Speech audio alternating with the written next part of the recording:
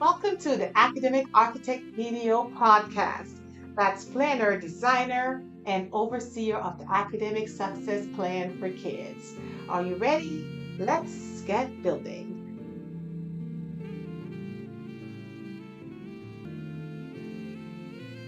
In the last episode, I asked parents, what are you going to do with your failing child? You would think I asked that question because I really wanted to know their answer. But frankly, after 2 decades as an educated educator, I already knew the answer. They're going to do absolutely nothing. Nothing more than ponder that question to its grave. And so, I guess you could say I asked a rhetorical question.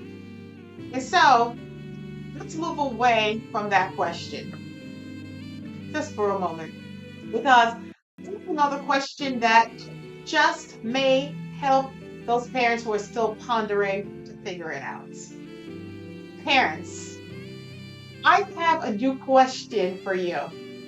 When it comes to your kids and their education, is it easier just to let them fail because deep down you believe that they really won't amount to anything?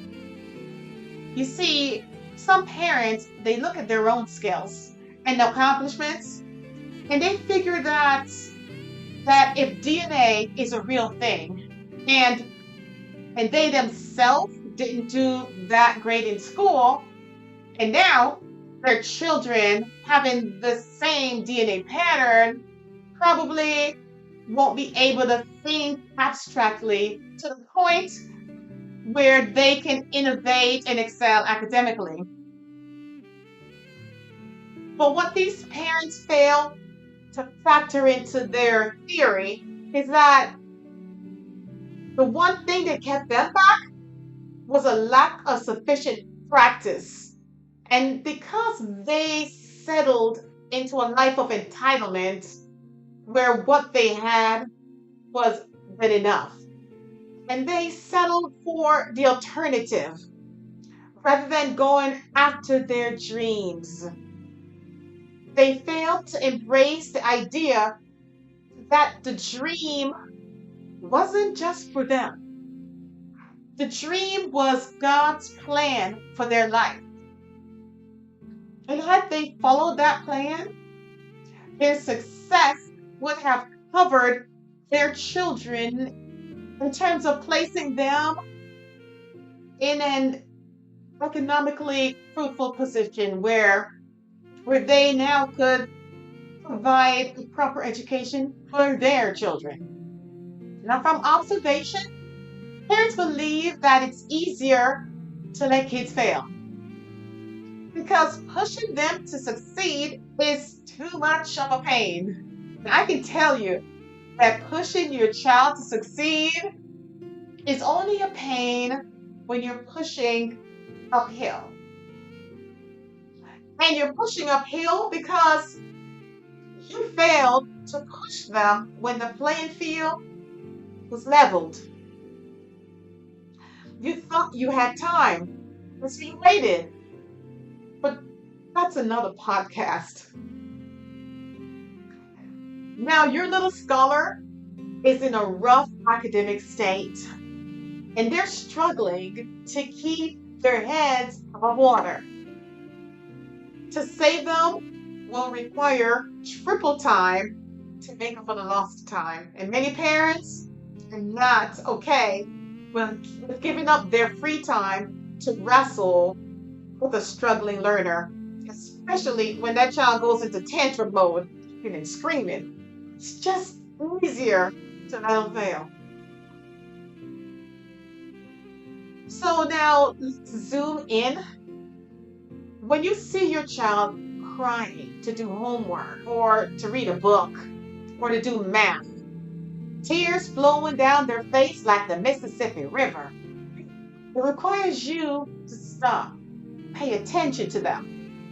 It requires you to nurture, mentor them, and guide them through this very rough terrain.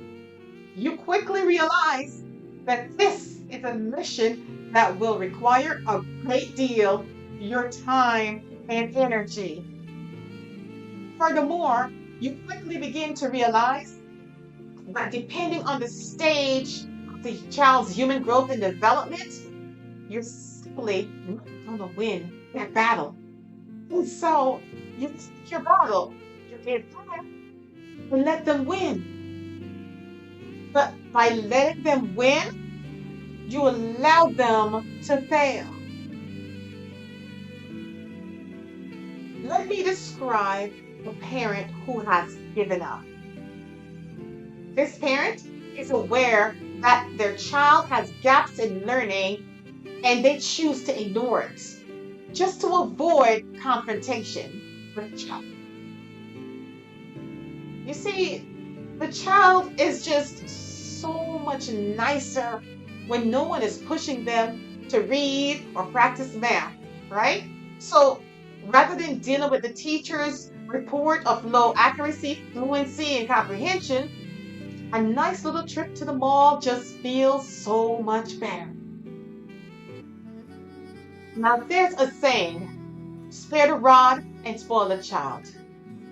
Now, taking a figurative approach, a rod doesn't necessarily mean a physical act of abuse. Rather, consider the rod of correction as mentoring or lecturing the child in a way that guides them in the right direction.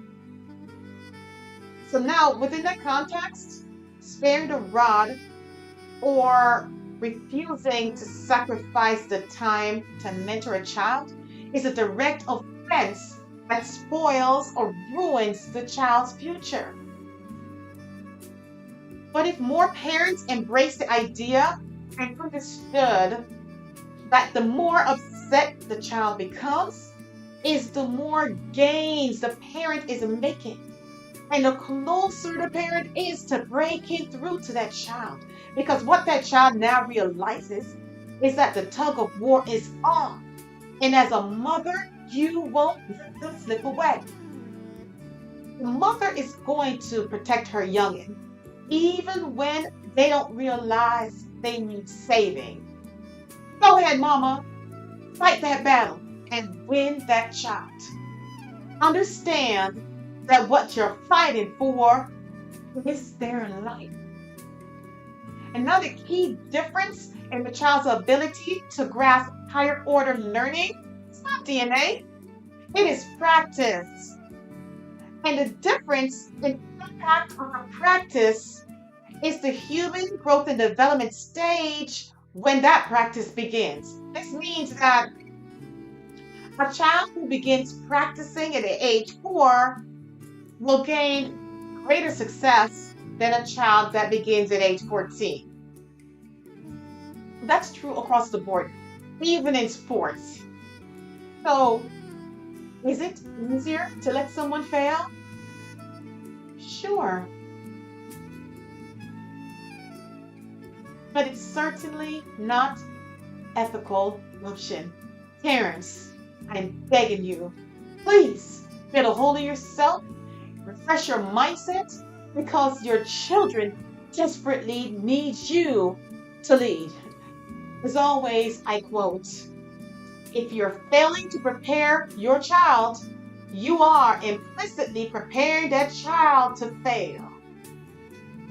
Benjamin Franklin. Thank you for tuning in. I am your academic architect, PDO, planner, designer, and overseer of the Academic Success Plan for Kids. Until next time, bye.